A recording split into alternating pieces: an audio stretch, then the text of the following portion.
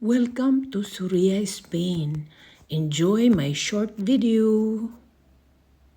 So overnight lang kami dito dahil road trip.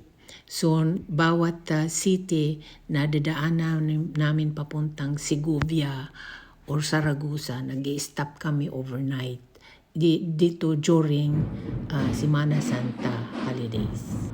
So ang Suria is a city of culture and romance with excellency, preserved monument, churches, palacios, monasteries. Dahil short lang ang stay natin, hindi tayo nakapaglibot-libot kaya nanood lang tayo ng prosesyon ng Semana Santa sa hotel room window natin.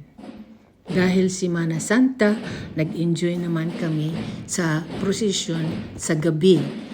Kaya nasa window lang tayo sa bintana nanood ng prosesyon dito. Kasi kung bumaba pa tayo, ang dami-daming tao sa baba. Dito sa Suria ay isang primarily a gender-neutral name of Spanish origin that means from the city of Suria, Spain, possibly derived from the old Italian word of Syria. Dito sa Spain, ang pinaka-prettiest city ay number 1, Barcelona, and then number 2, Madrid, number 3, Sevilla, Granada, number 5, San Sebastian, number 6, Gerona, number 7, Pamplona, number 8, Tossa de Mar. Bilbao, tapos Cadiz, number 10, number 11, Cordova, number 12, Valencia, number 13, Toledo, number 14, Malaga, and number 15, Salamanca. So lahat napuntahan ko na, mga 3 city lang ang hindi ko napuntahan, yung Bilbao, tapos ano pa ba yung isa, sa Malaga nakarating na ako yata doon eh. And then ano pa yung isa, Pamplona, yan hindi pa ako nakarating dyan. So during Semana Santa, ito lang ang nakikita natin, gabi-gabi at umaga at gabi ang prosesyon.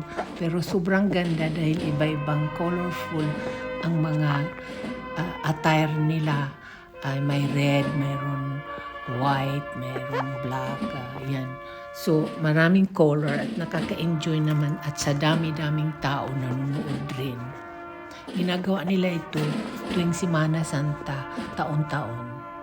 So during Semana Santa, marami kang mapupuntahan at marami kang makikitang mga prosesyon bawat city, bawat maliit na town at bawat baryo.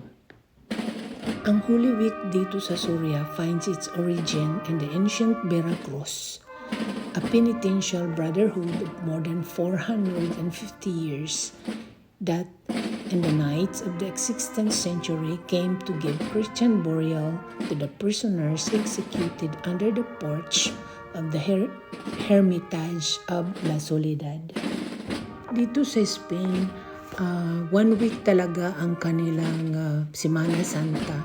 Araw-araw may prosesyon at hindi lang araw, pati gabi may prosesyon, magdamagan pa. Ang pinakamagandang time, pamunta March, April, yun ang Holy Week na dito sa buong Spain. Pero ang pinakamagandang Semana Santa sa buong Spain ay sa Sevilla. Sevilla, the emotional heart of Holy Week. If there is one place where Holy Week reaches its most intense emotional expression, it is Sevilla. The so-called Madroga, the night between Maundy Thursday and Good Friday, is one of the most powerful moments in the Spanish festive calendar. Totoo yan, kasi nung nagdoon kami sa Sevilla nung unang punta namin sa Semana Santa, talagang nakakaiyak. Paglabas pa lang ng simbahan, yung tugtog nila, grabe. Parang emotional talaga ako nung una kong makita sa Sevilla yung kanilang prosesyon. Ang haba-haba ng oras at buong araw, kailangan nagpunta pa kami ng maaga para may magandang pwesto na uupuan namin dahil may baon kami kaming upuan, may baon kaming sandwich, may baon akong kung ano-ano pang makukuha ko sa aking bag. May baon din kaming tubig in case hindi kami labas sa dami ng tao. Kaya sa uupuan namin, pwesto namin, doon na kami kakain. Dito sa buong Spain, ang ibang establishmento ay sarado, pero siyempre ang supermarket ay bukas. At ang ibang businesses ay nagbubukas din, lalo na ang mga restaurants, snacks, mga coffee shop at iba pa. So hindi ka rin magugutom dahil sa mga maliliit na sari-sari store, marami kang mabibili din. Pagkain, mga pizza, ganyan, hotdog, pwede mong initin at bumili ka na lang ng mga drinks, tubig or iced tea or coffee. Kung isang gabi lang kami rito at isang umaga, paalis na naman kami. Papunta naman kami sa next destination namin sa aming pagdadrive dito sa Espanya.